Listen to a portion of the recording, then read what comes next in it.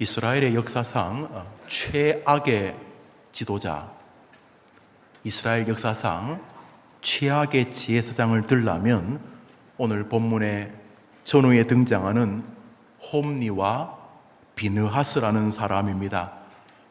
율법을 따라서 아버지 엘리의 뒤를 이어서 지혜사장이 되었습니다. 역사적으로 아버지나 할아버지의 뒤를 이어서 그 교회를 담임하는 탁월한 목사들이 있습니다.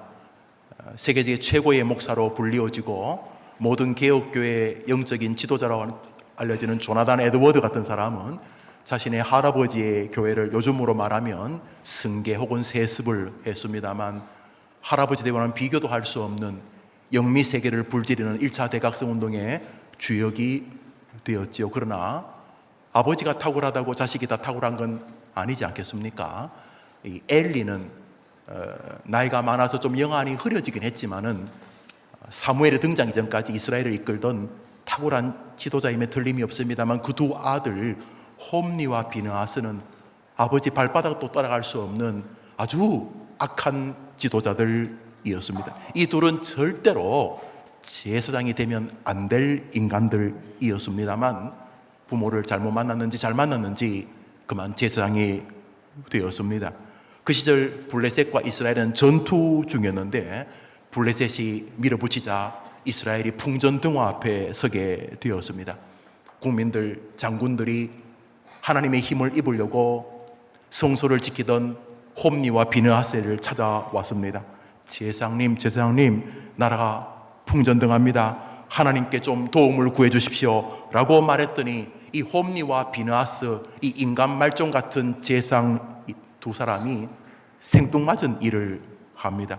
그것은 성소에 보관하고 있던 법궤를 전쟁터에 가지고 간 것입니다. 아니, 무슨 법궤가 핵폭탄도 아니고 무슨 법궤가 다이너마이트도 아니고 전쟁터에 나무 궤짝 법궤를 왜 가지고 간 것입니까? 법궤는 조각목 아카시아 나무 같은, 아카시아라기보다는 이스라엘 가면 그 잡초 비슷한 나무들이 있습니다. 그 쌀이나무 비슷한, 제일 쌀이나무로 이렇게 만든 그 상자입니다. 사과 상자 같은 그 법궤를 전쟁터에 왜 가지고 가는 것입니까? 법궤 안에 뭐가 들어있다고 그 사과 궤짝 같은 것을 이 홈리와 비느하스가 그 풍전등화 같은 나라의 운명이 걸린 전쟁터에 가지고 간 것입니까? 법궤 안에 뭐가 들어있었습니까, 여러분? 물으면 대답을 하질 않죠. 출애굽기 읽겠습니다. 출애굽기 읽습니다. 시작. 내가 내게 줄 증거판을 궤 속에 넣으라. 거기서 내가 너와 만나고 속죄소 위 곧 증거궤 위에 있는 두 그룹 사이에서 내가 이스라엘 자손을 위하여 내게 명령할 모든 일을 내게 이르냐. 증거판을 궤 안에 넣으라. 십계명입니다. 모세가 하나님으로 받았던 모든 율법의 뼈다귀가 되는 하나님의 말씀 계명입니다.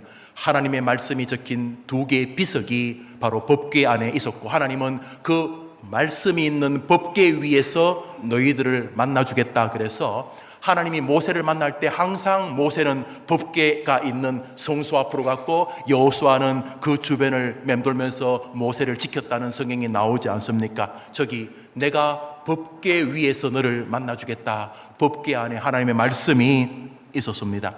사람들은 법궤 안에 하나님의 말씀과 함께 아론의 쌍난 지팡이와 만나를 담은 항아리도 있지 않았습니까? 이렇게 말합니다. 넓게는 그렇게 말할 수 있습니다. 히브리서를 확인해서 볼 수 있으니까. 그러나 정확히는 아닙니다. 우리 성경 말씀 민수기를 읽겠습니다. 지팡이입니다. 시작. 그 지팡이를 회막 안에서 내가 너희와 만나는 곳인 증거궤 앞에 두라. 여호와께서 또 모세에게 이르시되 아론의 지팡이는 법궤 안에는 하나님의 말씀을 상징하는 두 개의 비석은 있었지만 지팡이는 어디 있었다고요? 증거궤, 법궤 앞에 있었다는 거예요. 그러니까 법궤가 있으면 법궤 안에는 하나님의 말씀이 들어있었고 법궤 앞에는 아론의 쌍난 지팡이가 있었다는 거죠. 죽은 나무가 하나님이 개입하시면 싹이 난다, 생명이 솟는다는 전형적인 예수 그리스도의 부활의 상징이죠. 또 만나를 담은 항아리는 어디 있었습니까? 출애굽기 16장입니다. 읽읍시다. 시작. 또 모세가 아론에게 이르되 항아리를 가져다가 그 속에 만나 한 오매를 담아 여호와 앞에 두고 너희 대대로 간수하라. 아론이 여호와께 모세에게 말씀하신 대로 그것을 만나를 담은 항아리도 있었는데 어디 있었다고요? 법궤 앞에. 그러니까 법궤가 있으면 법궤 안에는 하나님의 말씀이 들어있었고 법궤 앞에는 지팡이와 만나가 있었으니 멀리서 보면은 법궤 안에 있다고 해도 뭐 히브리서 9장의 말씀이 크게 틀린 건 아니겠죠. 그렇지만 정확히 말하면 법궤 안에는 하나님의 말씀만이 들어 있었습니다. 법궤 안에 하나님의 말씀이 들어 있었습니다. 열왕기상은 그것을 명백히 합니다. 열왕기상 8장입니다. 시작. 그 궤 안에는 두 돌판 외에 아무것도 없으니 이것은 모세가 호렙에서 그 안에, 그러니까 호렙산에서 받았던 시내산이죠. 호렙산이 시내산에서 받았던 법궤를, 하나님의 말씀을 상징하는 그 법궤를, 그 비석을 법궤 안에 두었다, 이런 내용입니다. 홈리와 비느하스가 전쟁터에 법궤를 끌고 간 이유는 무엇입니까? 이 인간 말종 같은 이 두 제사장도 하나님의 말씀에 능력이 있을 것이라고 하는 기대를 가지고 전쟁터에 가져간 것을 알 수가 있습니다. 이것들은 성경을 읽지도 않고 성전에서 아주 못된 짓이나 하는 이 인간 말종 같은 홈리와 비느하스인데도 불구하고 이 사람들도 하나님의 말씀에는 전쟁을 이길 만한 능력이 있을 것이라고 하는 기대가 있었다는 것이죠. 안 그러면 뭐 나무 궤짝을 왜 끌고 갔겠습니까? 한번 따라합시다. 말씀에는 능력이 있다. 믿으십니까?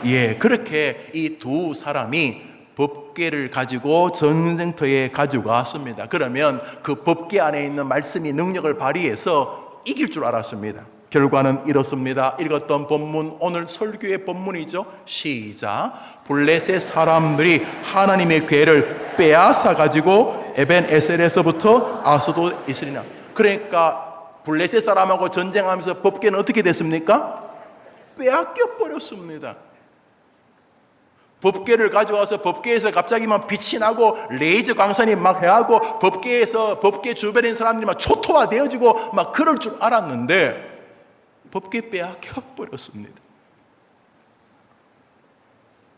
법궤는 빼앗기고 홈리와 비느하스는 거기서 목숨을 잃습니다. 물론 법궤는 자기를 조롱스럽게 성경을 미신 비슷하게 대하는 사람들에게 아무런 능력도 발휘하지 않으셨지만 말씀은 스스로 그 능력을 보이셨습니다. 법궤를 빼앗은 블레셋 사람들은 신났습니다. 하하, 이스라엘의 신 별거 아니구나. 하나님을 상징하는 말씀이 있다면서 그 별거 아니네. 그래서 자기들이 믿는 어마어마한 신상인 다곤 신상 옆에 법궤를 포획물처럼 갖다 놓았습니다. 아침에 눈을 떴더니 그 다곤 신상의 비석들, 돌, 우상들이 작살이 났습니다. 사무엘상 5장을 읽읍시다. 읽습니다. 시작.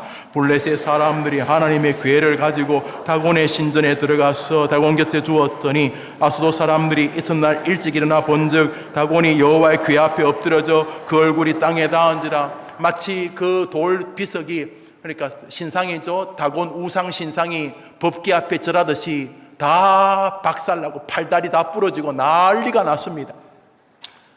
블레셋 사람이 이게 심상치 않다는 생각을 하고 법궤를 거기서 멀리 보냅니다. 문제는 법궤가 가는 곳마다 블레셋 지역이 초토화됩니다.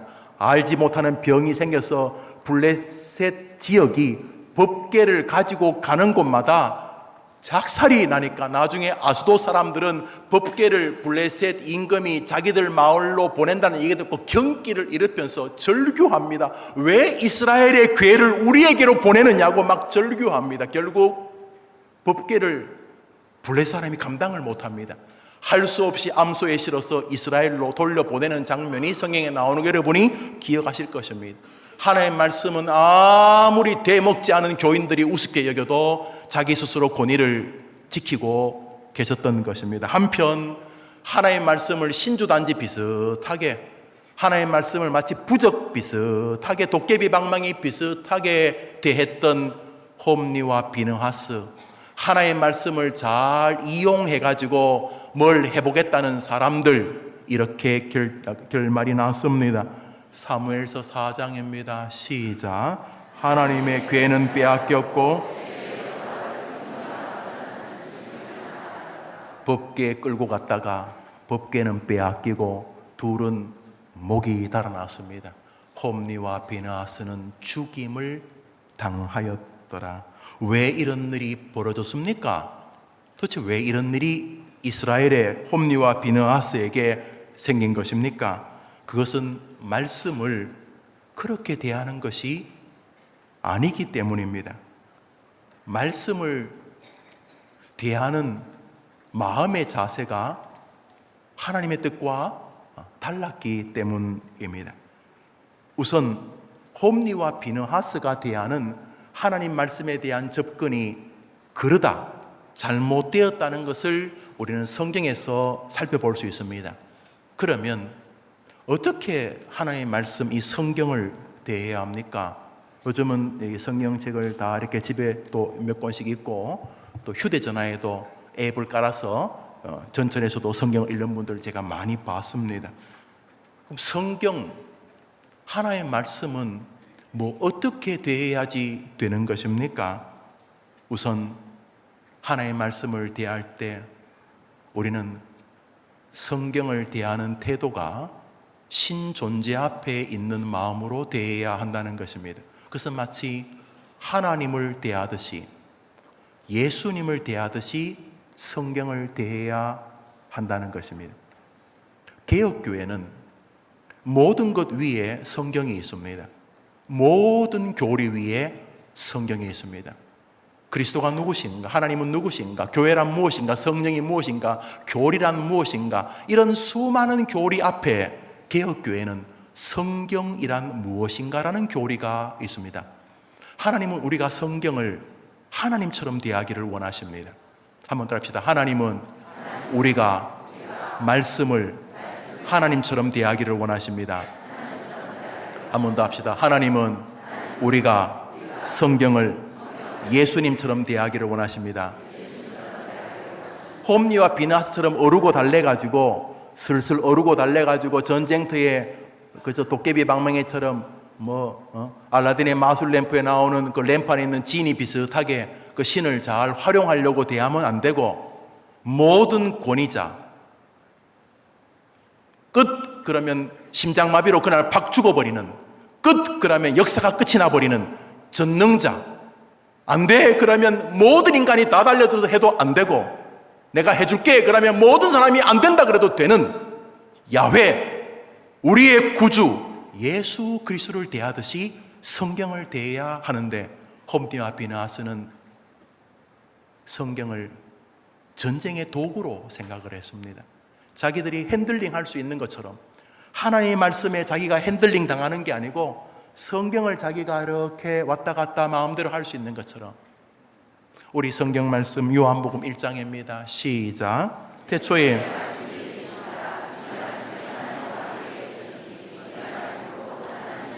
이 말씀은 뭐라고요? 저것은 하나님을 상징하며 예수님을 상징하며 말씀을 상징합니다. 그래서 개혁교회는 성경을 대할 때 하나님을 대하듯이 대합니다. 개혁교회는 이 책을 수많은 사서신경이나 좋은 책처럼 대하지 않습니다. 기독교인은 이 책을 대할 때마다 신을 대하듯이 대합니다. 기독교인은 성경을 대할 때 예수님을 대하듯이 대합니다. 왜요? 이 말씀은 곧 예수님이기 때문에, 이 말씀은 곧 하나님이기 때문에. 한번 따라합시다. 이 말씀은 곧 하나님이시라. 그러므로 우리는 말씀을 대할 때, 성경을 대할 때 하나님을 대하듯이 성경을 대할 것이 축복의 길이라는 것을 우리는 보아야 되는데, 홈리와 비느하스는 도깨비 방망이, 복주는 도구, 인간을 위해 순종하는 종처럼 하나님의 말씀을 대했습니다. 말씀이 무엇을 지시하는지 들을 생각하지 않고 이 성경을 부적 비슷하게 대했다는 것입니다. 홈리와 비느하스는 나라가 어려울 때 하나님이 뭐라고 말씀하신지를 들어야 되는데 듣는 게 아니고 이거 용한 사람 가면 그 이상한 그림 그려주고 돈 받죠. 여러분 벽에 안에 있는 거 말이에요. 어떤 분은 또 안 호주머니에 꼬매고 다니지도 모르겠다. 부적. 성경 말씀을 부적처럼 대하면 작살나는 줄 아셔야 하는 것입니다. 성경은 하나님처럼 예수님처럼 대하는 이 땅에서 최고의 축복의 여러분의 선물인 줄 믿으시기를 바랍니다. 또한 따라합시다. 하나님 말씀을 대할 때 이것이 나를 살릴 수 있다고 믿음으로 대해야 합니다.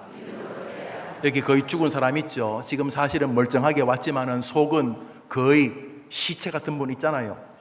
경제적으로, 인간관계로, 사람의 배신으로, 영적으로 이단에 빠져서 이런저런 이유로 자신이 살았으나 죽은 자 같은 사람이 혹시 없습니까?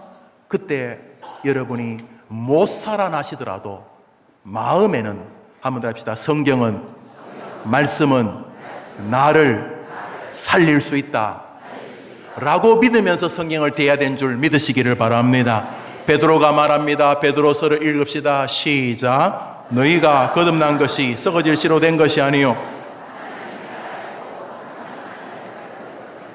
하나님의 말씀은 우리를 다시 거듭나고 새로운 소망과 새로운 인생으로 만들 수 있다고 믿으면 아멘 해보십시오.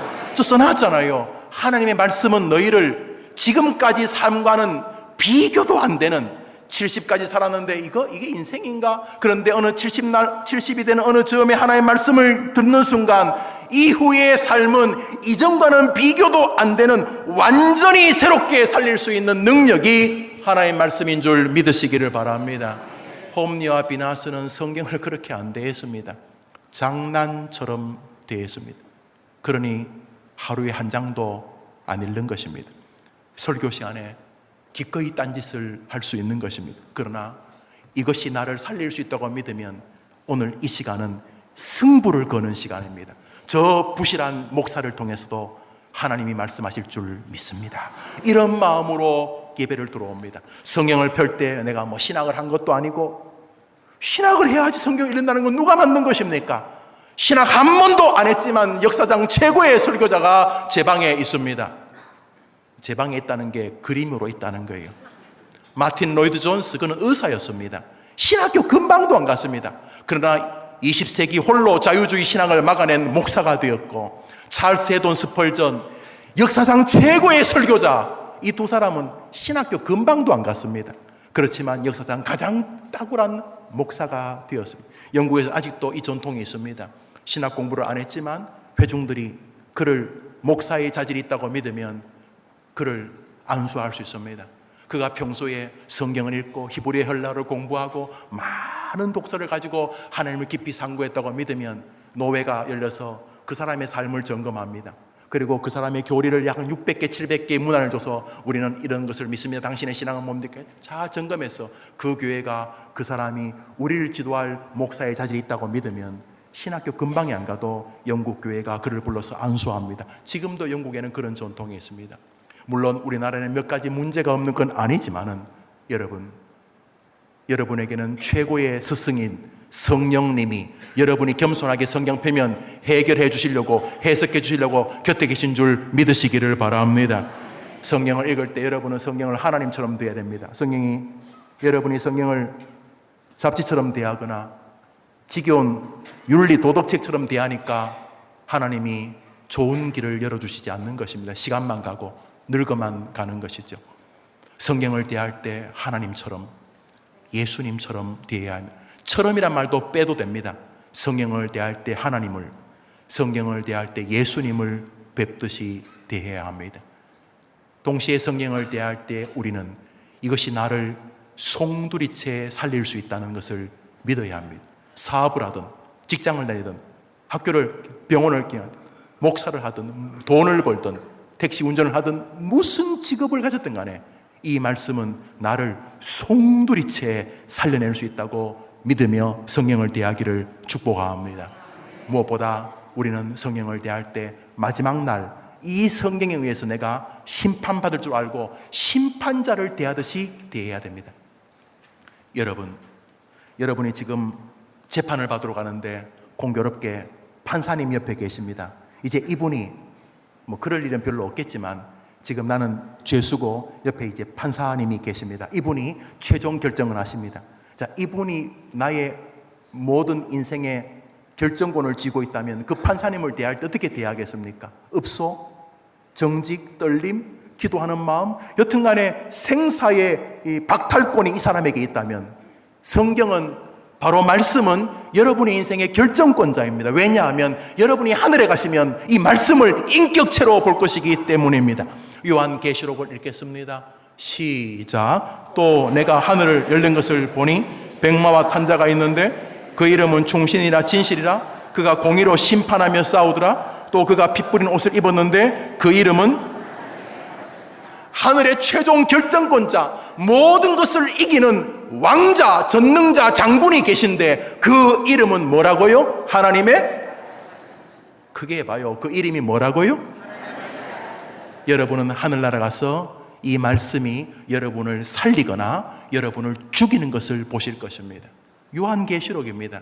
그날에 여러분들은 하나님의 말씀이, 여러분이 지금 이렇게 좀 편안하게 대하는 이 66권의 성경이 여러분의 모든 결정을 지을 것이라는 것을 믿으면서 성경을 대해야 하는 것입니다. 마치 죄수가 곁에 같이 차를 타고 가는 판사님을 대하듯이 성경을 대해야 하는 것입니다.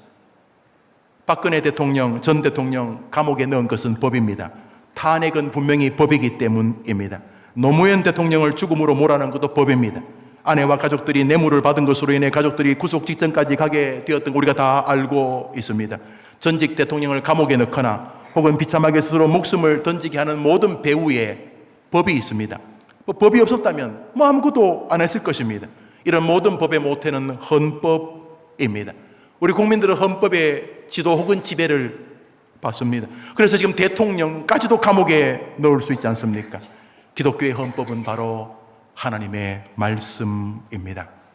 그러므로 성도는 말씀을 대할 때 이것이 나의 모든 인생의 결정을 한다는 사실을 믿고 대해야 합니다. 시편 읽겠습니다. 읽읍시다. 시작. 하나님은 말씀으로 여러분의 길을 인도한다고 믿음을 아멘 해보십시오. 그러면 여러분이 정상적인 부모라면 정말 사랑하는 자식이 그 말씀으로 자기 길이 열릴 것을 믿고 도와줘야 안 되겠습니까? 순이야 철수야 힘들지, 공부하느라 힘들지, 대학 만만치 않지, 대학 가면서도 모든 과가 하나지. 무슨 과요? 토플과. 웃을 줄 알았더니 안 웃네요.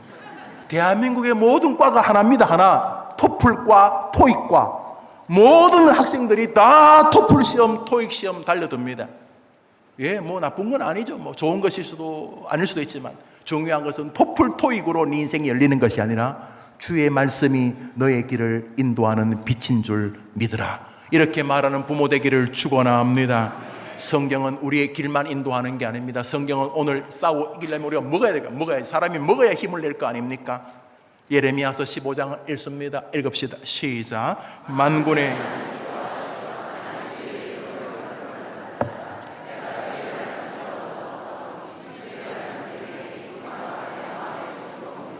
사람이 칭찬받으면 마음이 즐겁습니다. 누가 박수 주면 즐겁습니다. 누가 인정해 주면 즐겁습니다. 그런 것과는 비교도 안 되는 하나의 말씀이 여러분의 심령에 떨어지면 여러분의 영혼의 즐거움을 경험하게 될 줄 믿으시기를 바랍니다. 그런 경험이 있을 겁니다. 별로 기대도 안 하고 왔어요. 아이고 저 목사 소리나 지르지 들을 게 있나. 그런데 어느 날 그날도 변함없이 그 전도사가 그 목사 강단에 섰습니다. 그런데 설교를 진행하는 동안 그분이 찾아오십니다. 내 깊은 상처를 주님이 만지십니다. 그리고 끊어지지 않던 것을 놀랍게도 주님의 가위로 끊으십니다. 비로소 내 안에 놀라운 평안이 밀려옵니다. 혹시 그런 경험이 있습니까? 주의 말씀은 여러분을 기쁘게 하는 줄 믿으시기를 바랍니다. 죽으려는 사람도 말씀이 떨어지면 옥토가 되는 줄 믿습니다.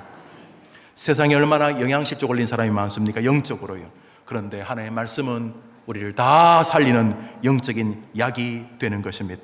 시편 119편을 읽겠습니다. 시작. 이 말씀은 나의 고난 중에 위로라. 주의 말씀이 주의 말씀이 이 시편 기자처럼 여러분도 살릴 수 있다고 믿으면 아멘 해보십시오. 그러면 여러분이 정말 사랑하는 여러분의 아들, 딸, 손자, 손녀도 말씀이 살릴 수 있다고 믿으면 아멘 해보십시오. 그러면 아이들이 성경을 읽게 하거나 듣게 하거나, 그도 아니면 하나님 저 아이가 기적적으로 성경을 읽고 말씀을 들을 수 있도록 도와달라고 기도하는 여러분 되기를 축복합니다.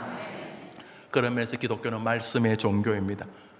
라틴어 솔라 스크립투라, 그 종교교육의 시작이죠. 솔라 스크립투라. 가톨릭 사제 에헴. 세계에서 최고 독재 종교가 가톨릭 아닙니까? 세계에서 최고 독재 종교.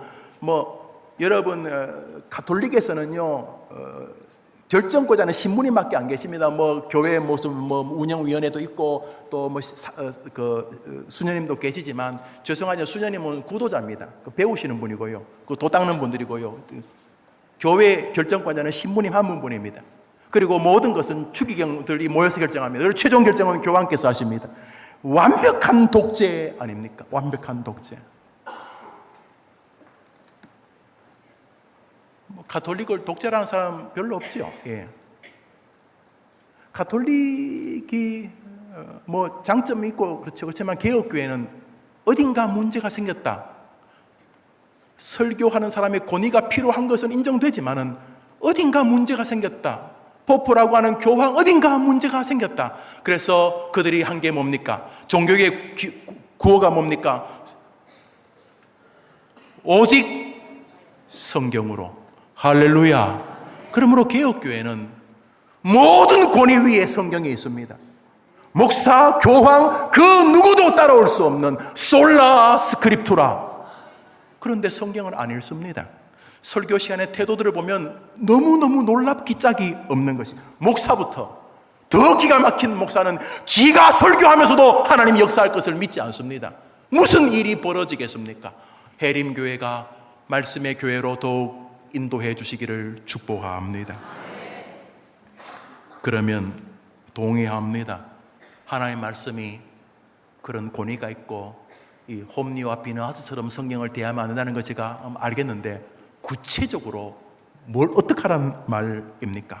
어떻게 이 성경 말씀이 내게 힘이 되고 빛이 되고 길이 되고 진리가 되는 것입니까? 어떻게 이 말씀이 나를 살릴 수 있습니까? 어떻게 이 성경이 양약이 될 수 있습니까?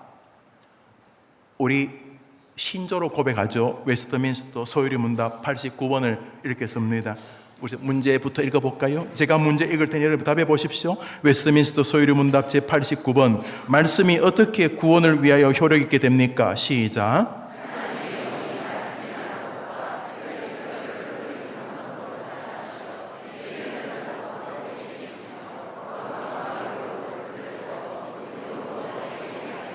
여러분, 개혁교회, 거의 모든 개혁교회는 약 400년 전에 만들어진 저 신조를 신앙으로 고백합니다.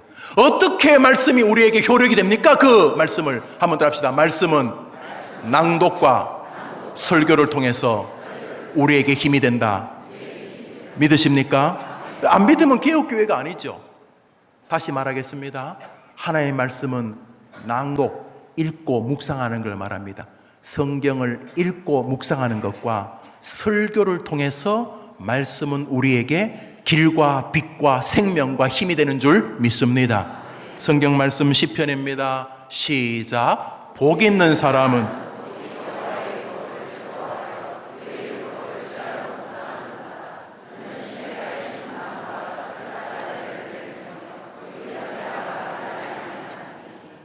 복 있는 사람은 어떤 사람이라고요? 여호와의 율법을 즐거워하여 그것을 주야로 묵상한다는 말은 읽는다는 말이죠. 눈으로 읽고 마음으로 읽는 걸 묵상이라고 하지요. 하나님은 성경을 읽고 묵상하는 것만으로도 이미 복을 주시는 줄 믿으시기를 바랍니다.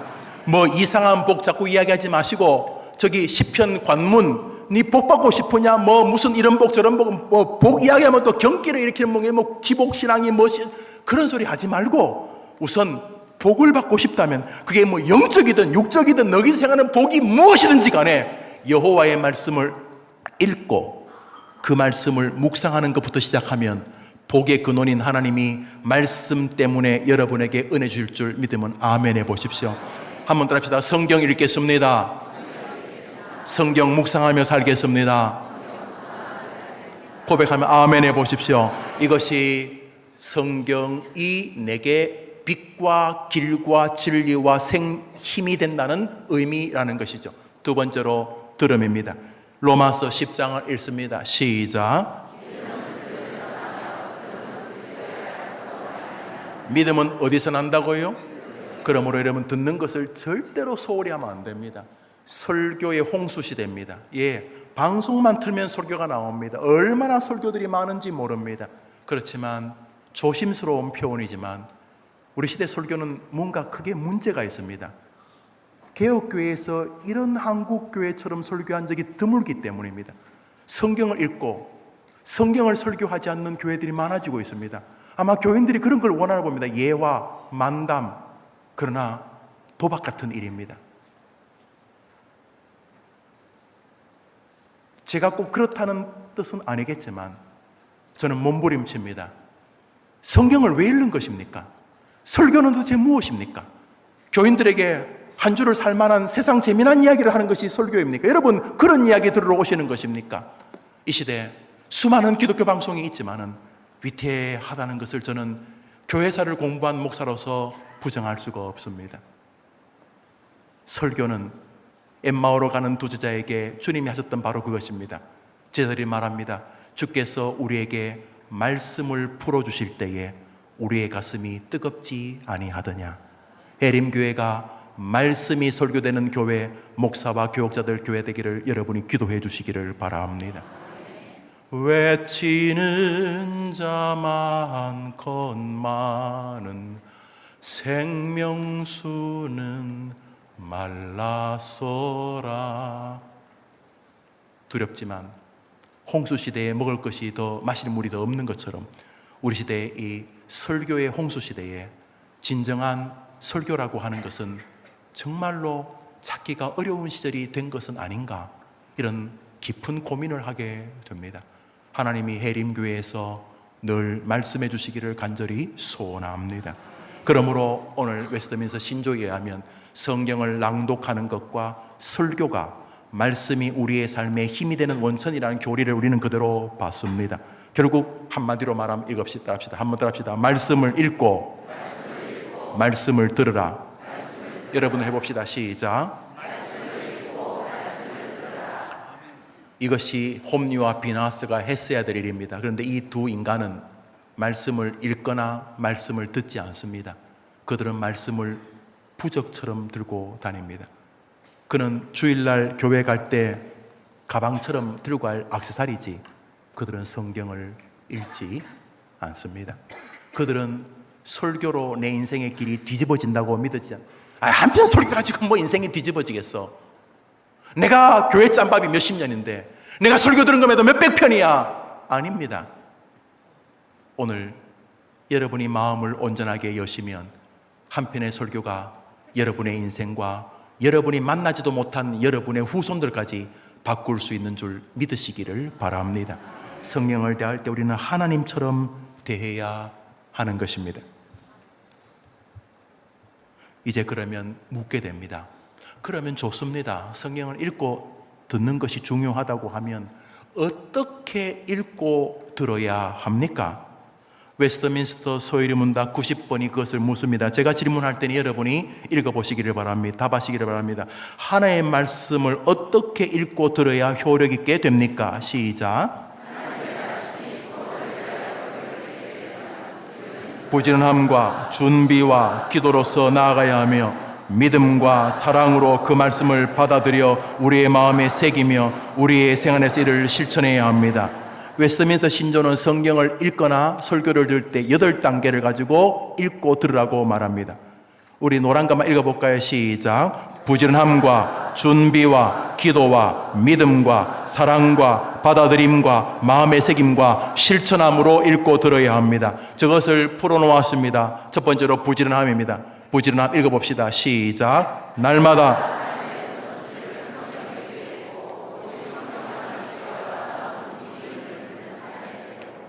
얼마나 게으르면 성경을 하나님이 방문하시는데 무시합니다. 부지런하게 하나님의 말씀을 읽고 들어야 합니다. 두 번째로 준비하며 읽고 들어야 합니다. 읽읍시다. 시작. 말씀을 읽을 때에 하나님이 역사하시도록 죄와 교만을 내려놓고 주의 음성을 온전히 들으는, 그냥 아무 생각 없이 설교를 들으면 안 돼요. 교회 올 때도 그냥 아무 생각 없이 오시면 안 됩니다. 준비하며 오셔야 합니다. 성경을 읽을 때도 아무 생각 없이 펴면 안 됩니다. 준비하면서 성경을 펴셔야 합니다. 세 번째로 기도입니다. 시작. 성경을 오직 성령께서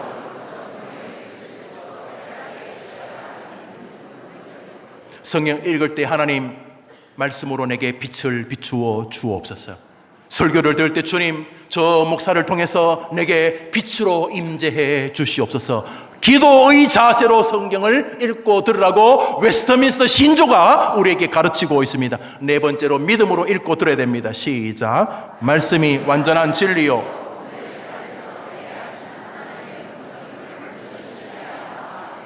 내주하시는, 말씀이 내 안에서 그렇게 역사하시는 진리요, 말씀은 전능하신 하나님의 능력이라는 믿음으로, 이거 다 사실이겠어?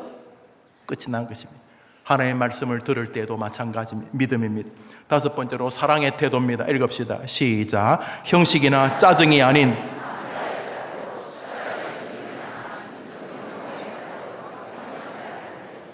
사랑해야 됩니다. 성경을 사랑하고 설교를 사랑해야 됩니다. 여러분 길지 않습니다. 금방 70이 됩니다.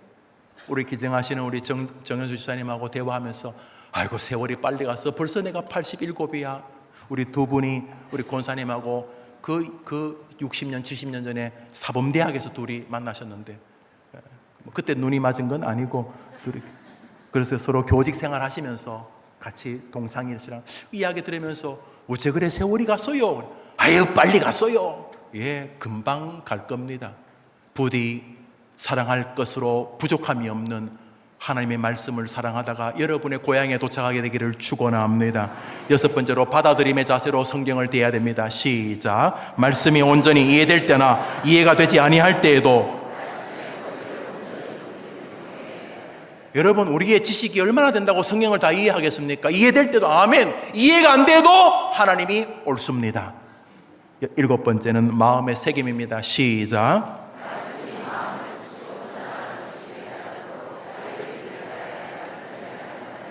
흘려보내지 말고 말씀이 자기의 것이 되도록 새기려고 하는 헌신의 자세가 성경을 읽고 설교를 듣는 태도인 줄 믿으시기를 바랍니다. 우리의 신조는 그것을 요청하고 있습니다. 우리 그런 개혁교회 아닙니까? 마지막 여덟 번째입니다. 실천입니다. 시작.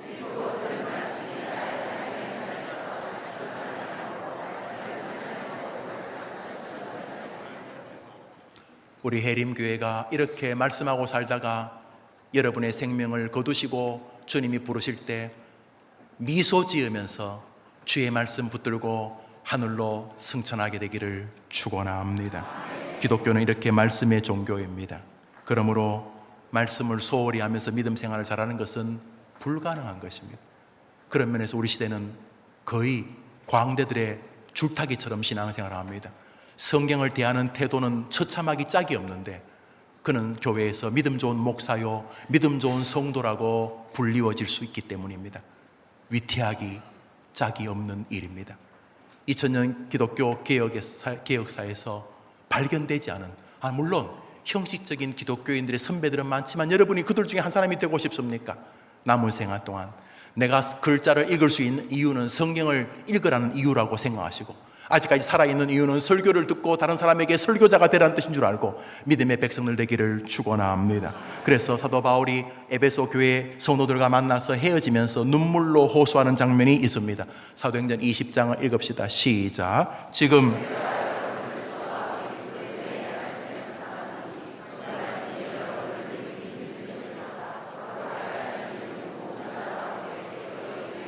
사도 바울에게 말씀은 하나님이었습니다. 지금 내가 너희를 주와 및 그 은혜의 말씀께 내가 너희를 주님께 부탁한다 말이 되죠. 내가 너희를 주님 곧 그 은혜의 말씀께 부탁하노니 그 말씀이 너희를 능히 든든히 세우사 기업이 있게 하시리라.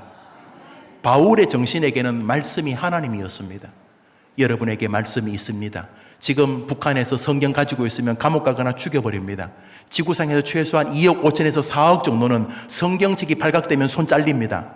여러분, 우리나라 5천년 역사 가운데 성경 자유롭게 가지고 다니는 시절이 얼마 안 됩니다. 성경 불온서적이었습니다. 지금 절두산이죠. 양화진에 있는 그 순교자 기념 거기 묘소. 그 옛날에 절두산 제물표에서 배가 한가까지 오면요, 거기 조선의 관리들이 예수 믿는 사람 목 잘라가지고 다 걸어놨습니다. 왜요? 성경책 가졌다고. 절두산 목을 잘라 세워놨다고. 여러분, 우리 기독교 역사에 대한민국이 성경책 자유롭게 들고 다니는 시절 별로 안 됩니다.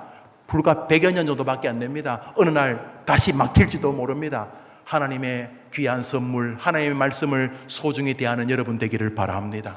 바울이 말씀에 여러분을 부탁하지 않습니까? 여러분도 말씀에게 부탁하십시오. 하나님, 오늘 내가 말씀 읽을 때에 오늘 공부할 수 있는 학교 생활에서 승리하게 도와 주시옵소서. 왜 안 하십니까? 장사할 때, 사업할 때, 결혼할 때 하나님 말씀으로 인도해 주시옵소서. 왜 안 하시는 것입니까? 텔레비 보는 시간 좀 줄이시고 성경을 펴시죠. 다시 설교를 기울여 보시죠. 하나님이 지금도 역사하실 줄 믿습니다. 얼마나 많은 사람이 말씀으로 죽었다가 사는지 모릅니다. 얼마나 많은 사람이 지쳤다가 말씀으로 회복되는지 모릅니다. 왜요? 하나님은 말씀을 보내 사람을 고치시기 때문입니다. 한번 더 합시다. 하나님은 말씀을 보내 사람을 고치신다. 믿으십니까? 시편입니다. 시편입니다. 시작. 뭘 보내서 고친다고요? 뭘 보내서 고친다고요? 그러니까 이 시간도 귀를 연 사람은 말씀을 통해 일어나게 될 줄 믿습니다. 돈은 없고 아는 지점장, 은행장은 없어도 여기 여러분의 인생을 해결할 진리가 있는 줄 믿습니다. 양약, 신약은 없어도 여기 여러분을 고칠 수 있는 약이 있는 줄 믿습니다. 누구에게도 말할 수 없는 쓰라린 과거 상처, 그 어떤 과거의 아픔도 말씀은 고칠 수 있는 줄 믿습니다. 크게 한번 아멘 해보시죠. 여러분, 우리는 이 신앙을 가지고 있지 않습니까? 홈리와 비느하사가 다르게. 그런데 이 두 양반은 하나님의 말씀을 전혀 이렇게 대하는 인물이 아니었던 것입니다. 말씀을 마치면서 한 절만 읽겠습니다. 우리에게 필요한 것은 딱 한 가지입니다. 읽읍시다. 시작.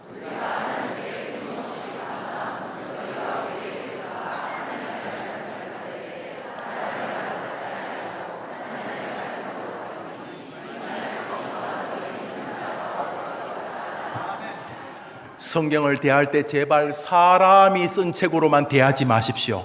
너희가 말씀을 받을 때에 사람의 말로 받지 않고 하나님의 말씀으로 받았으니 그 말씀이 너희 가운데 역사하느니라. 해림교회 성도님들 기억하십시오. 말씀을 대할 때 착각을 하지 마십시오. 목사가 말씀이 아닙니다. 목사는 파이프 같은 거 좀 찌그러지기도 하고 뭐 그렇습니다. 그러나 여러분에게 목사를 통해서 말씀하시는 분은 하나님이십니다. 여러분 느끼시죠? 저는 늘 그렇게 생각합니다. 물론 제가 읽었던 책, 또 저의 삶의 경험, 또 저의 건강의 상태, 뭐 이런 모든 것들이 설교의 재료인 것을 부정하지 않습니다. 그러나 여전히 저는 김용우라고 하는 죄인을 통해서 김용우 자신에게, 그리고 해림 성도들에게 하나님이 말씀하시는 줄 믿습니다. 느끼시죠? 제가 지금 하나님의 설교를 하고 있다고. 여러분이 안 믿어도 이 목사는 그렇게 믿고 설교합니다. 느끼실 것입니다.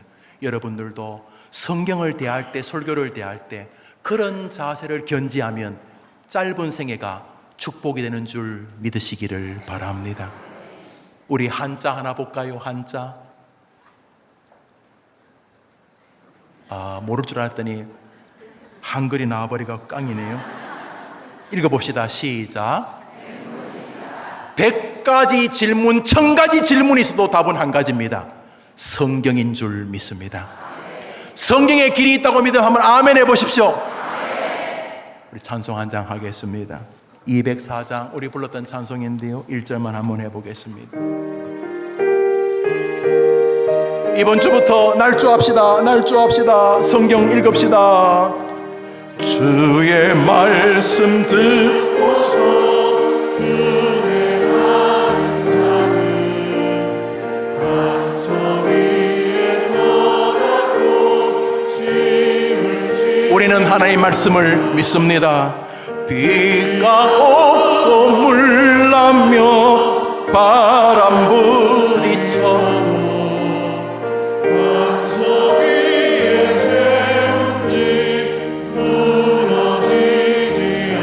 우리 다 같이 자리에 일어납시다. 잘 짓고 잘 짓세 우리 집 잘 짓세.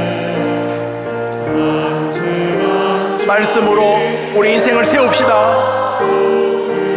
1절합니다. 주의 말씀 듣고서 주의 말씀 듣고서 우리 자식을 위해서라도 말씀으로 집을 지어 갑시다. 우리 손자, 우리 손녀, 우리 그 자식의 자식들을 위해서라도 하나님의 말씀으로 우리 인생에 집을 지어 갑시다. 하나님은 지금도 말씀하시는 분이다.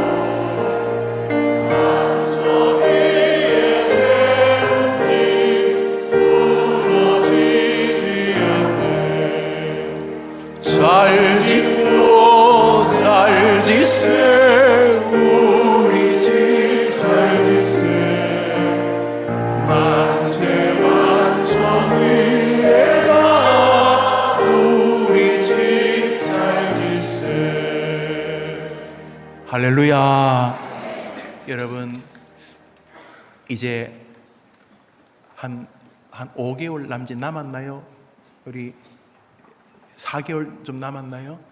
우리 성경 일독 한번 도전해보면 어떻겠습니까? 설교를 우리 교회 성도님은 정말 잘 들으십니다. 제가 볼 때 우리 교회는 그런 면에서는 우리나라 최고의 교회입니다. 이렇게 교인들이 자꾸 늘어나서 좋은 것이기도 하지만은 설교를 대하는 태도는 제가 볼 때 정말 우수한 교회입니다. 그러나 교회가 우수하면 뭐합니까? 여러분이 복을 받아야 되죠.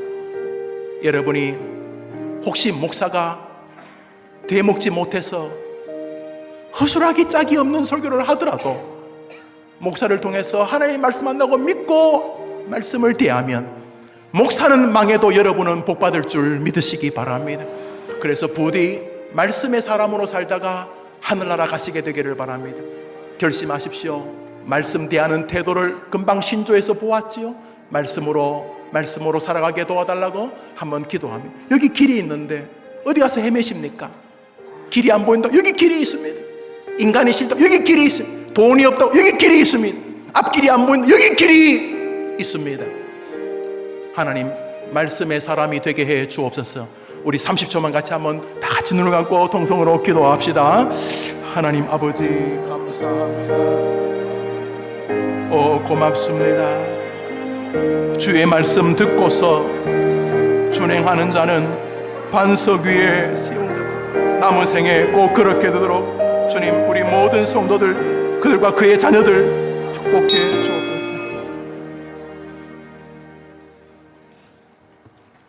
축도하겠습니다.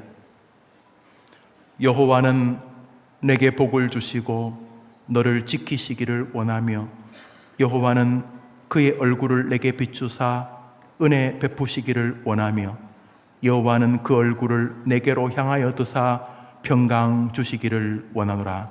아멘. 축도 후에 다 같이 자리에 잠시만 앉아주시기를 바랍니다.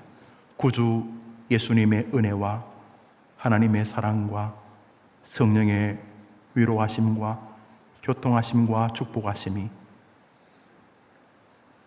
하나님의 말씀, 이 영광의 축복 잃어버리지 아니하리라. 내 것으로 삼으리라 다짐하며 결심하는 주의 백성들 위해 영원토록 함께 있을지어다. 아멘.